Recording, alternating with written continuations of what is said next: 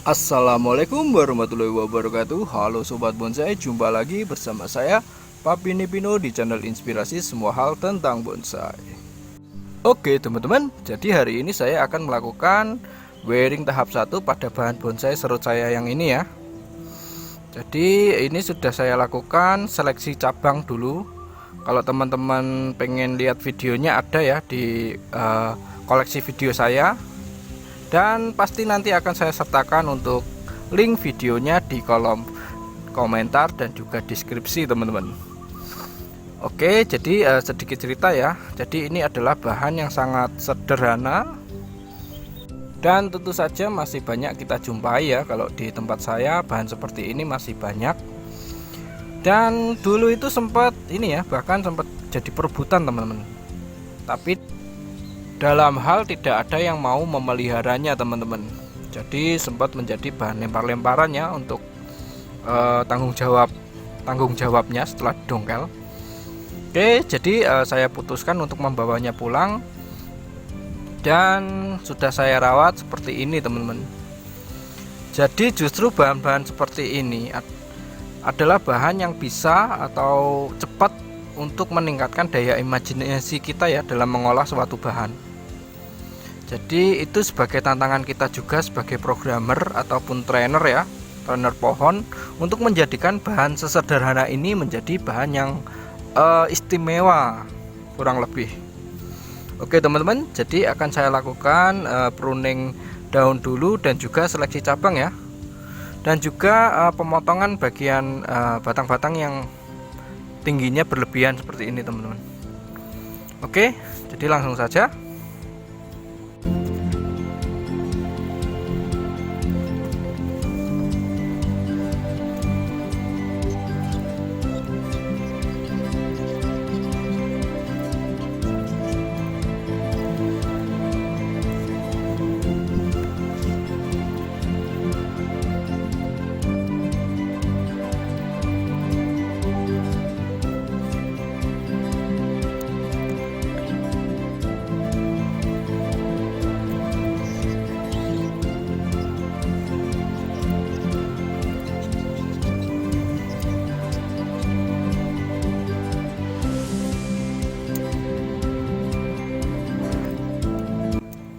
Nah ini sudah saya pruning untuk daunnya.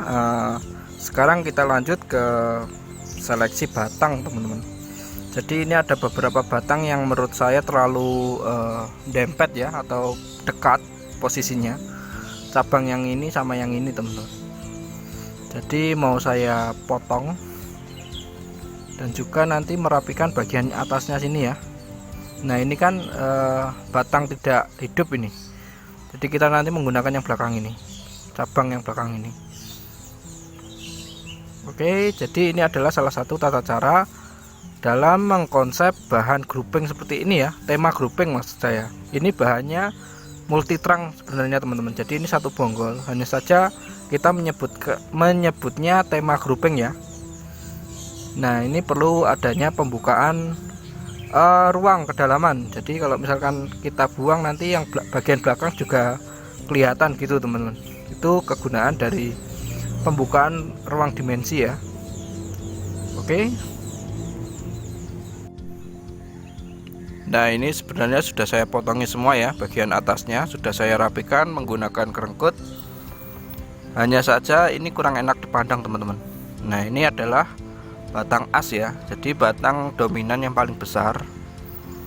Nah ini karena cabangnya tumbuh di belakang, ini menurut saya kurang bagus untuk kita jadikan cabang terusan untuk menjadikan mahkota teman-teman. Jadi kurang bagus. Lagian ini juga ada cacat sedikit di sini, jadi mengakibatkan nanti kurang sehat ya pertumbuhannya.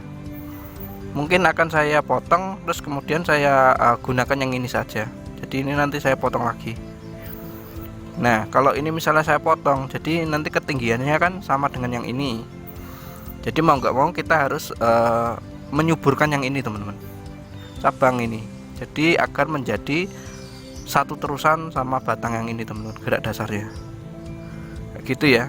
Jadi kalau untuk memilih cabang terusan untuk membuat calon mahkota itu kalau bisa cabang yang kelihatan teman-teman, entah itu di pinggir sini atau di sini, tapi jangan di belakang sini.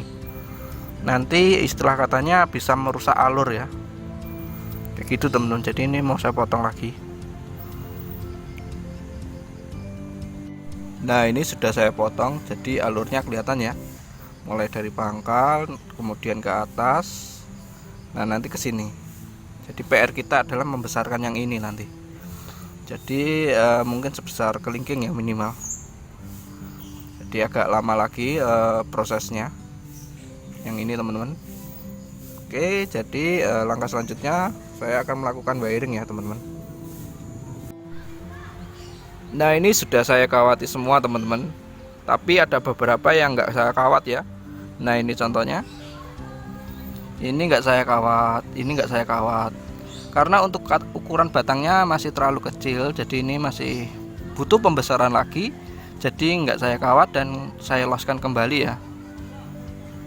Nah yang di atasnya juga ini tidak saya kawat, bukan karena pembesarannya kurang, tapi arahnya sudah lumayan tepat. Jadi kita nanti menunggu kalau udah lumayan besar sedikit baru kita kawat, kita arahkan lagi.